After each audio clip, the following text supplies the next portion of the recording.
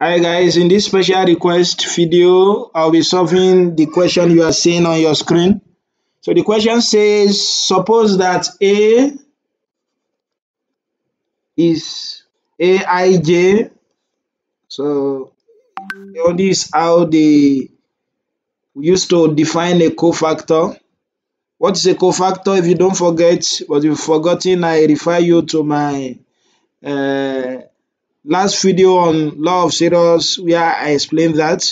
So cofactor of an element, let's say Aij is related to its minor. So when we say minor, minor of a matrix is obtained by clearing the row as well as the column. I hope you understand. So where your I here is what? Is the rows entry. So it serves as the row. You understand now? So your eyes, so denote the height row. So let me just say height row, simply put. So to avoid confusion, height row. And your J is what? Jth column.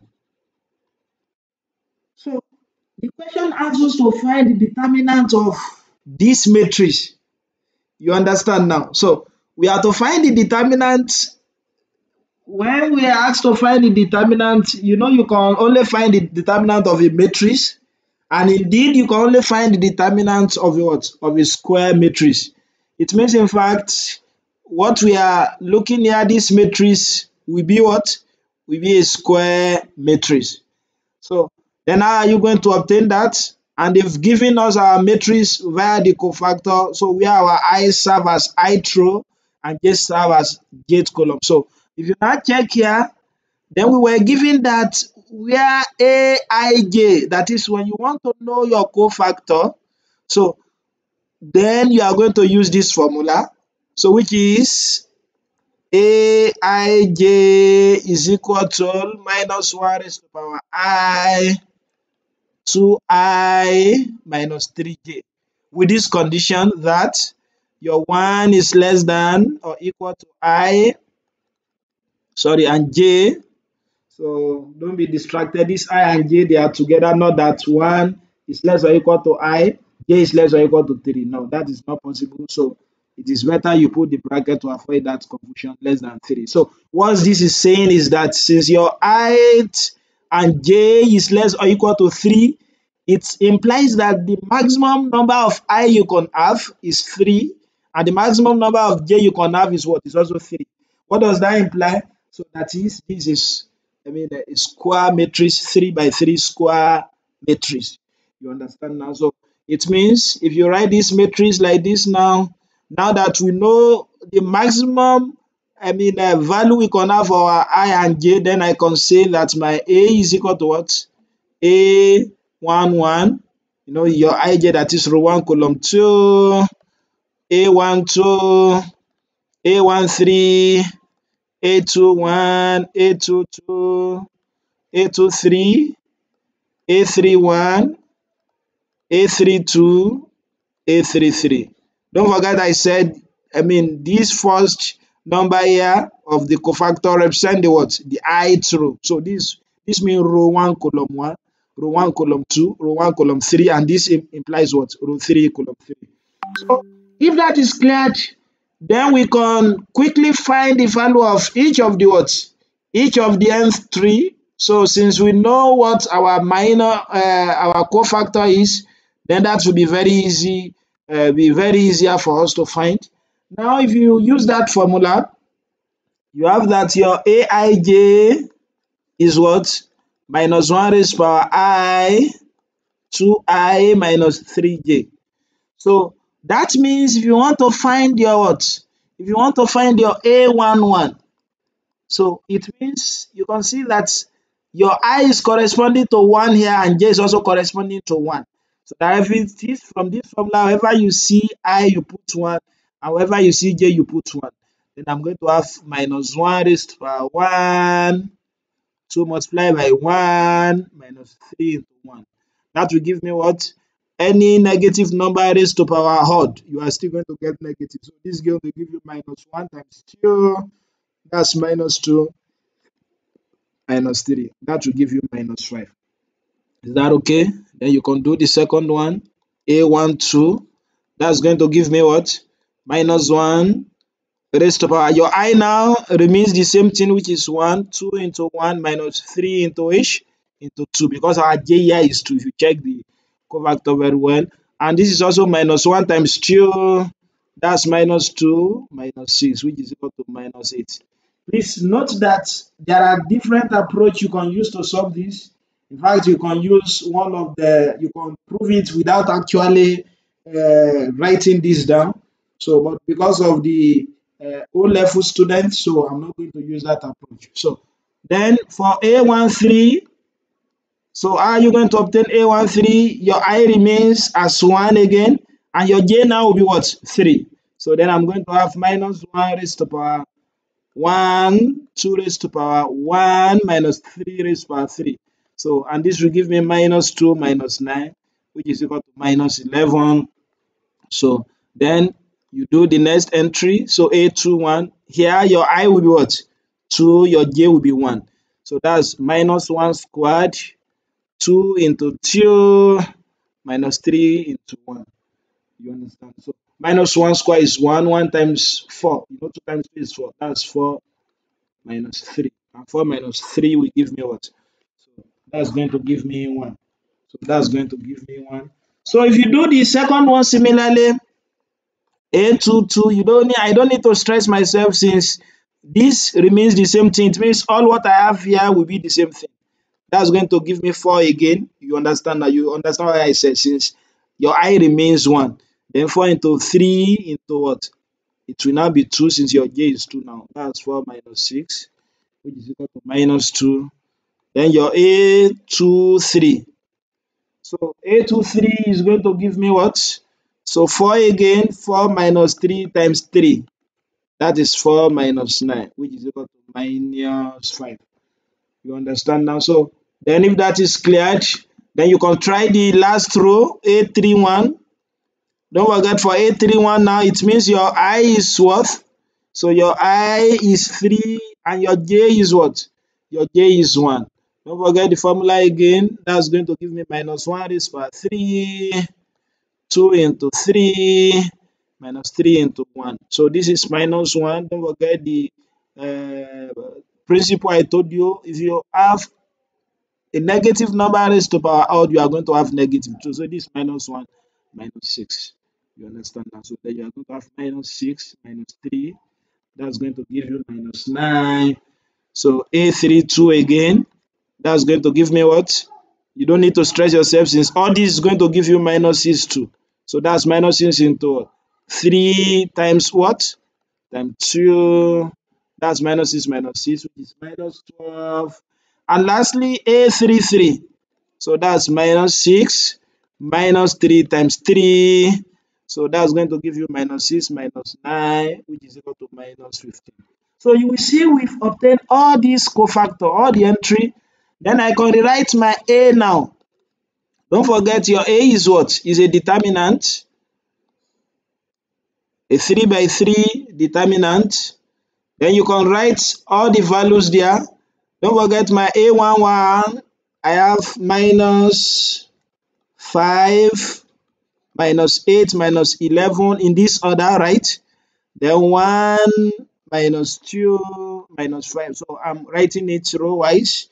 Minus 9, minus 12, minus 15. So then now you can find your determinant. You can use any of the method. You can use law of series, like I've explained the other time. Likewise, you can use what? You can use the traditional method. So I will use the two methods. So what are you going to do? What will be the sign for each of these cofactor? Don't forget, this is going to be plus, minus, plus, right? I told you, how do you know which of the sign are you going to put on top of each of the cofactor? How do you get that? Just add the, for example, now A11 here, we have that my row here is 1 and the column is 1. So if you add 1 and 1 together and it gives you even, so then your cofactor, the sign of the cofactor is going to be plus. But if it gives you odd like this one, so A1 2, 1 plus 2 will give me 3. So then the sign will be negative. Indeed, you can use any of these what? Any of the row or any of the column. So you can take the minor of any of the row or any of the column to find the determinant. So for example, if I want to find this, it means this will be minus, this is going to be plus, and this is going to be minus. You understand now? So okay, let's say we want to take the upper one. So we are going to arrive at the same answer, don't worry. So if you take the minus 5, you take the minor, don't forget the minor is obtained by what?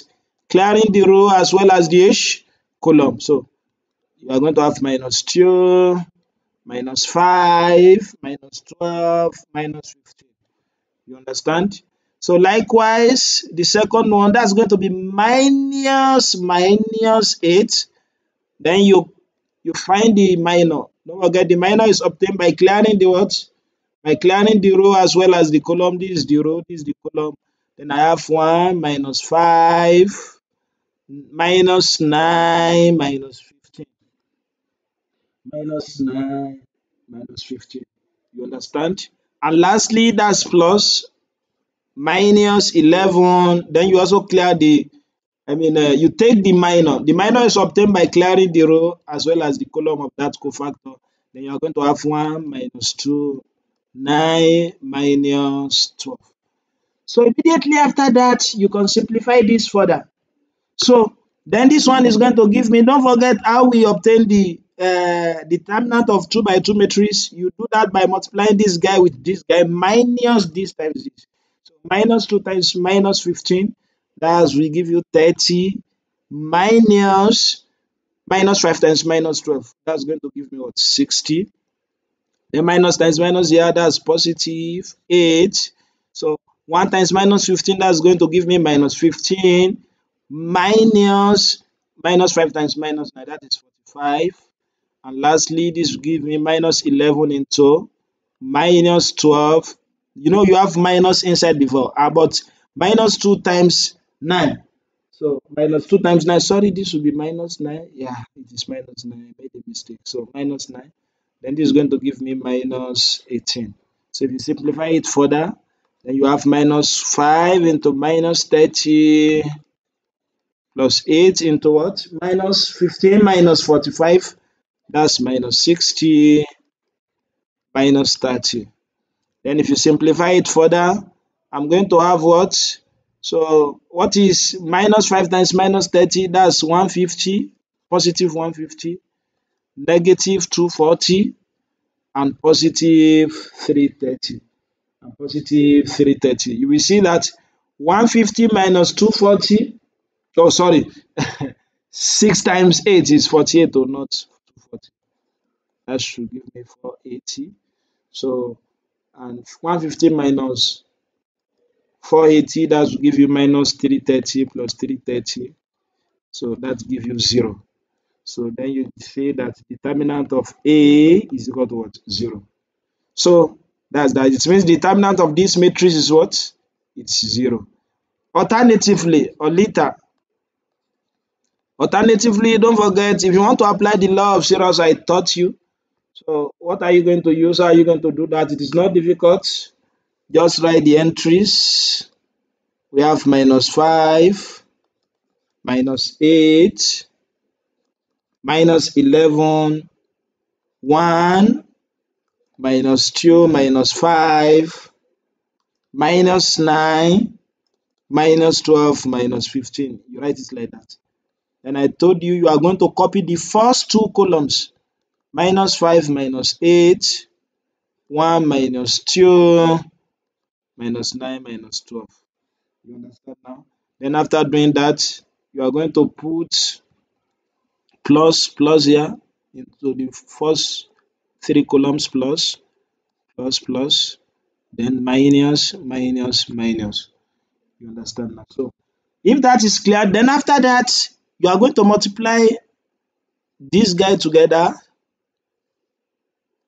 plus this guy, sorry, let me take it very well, plus this guy.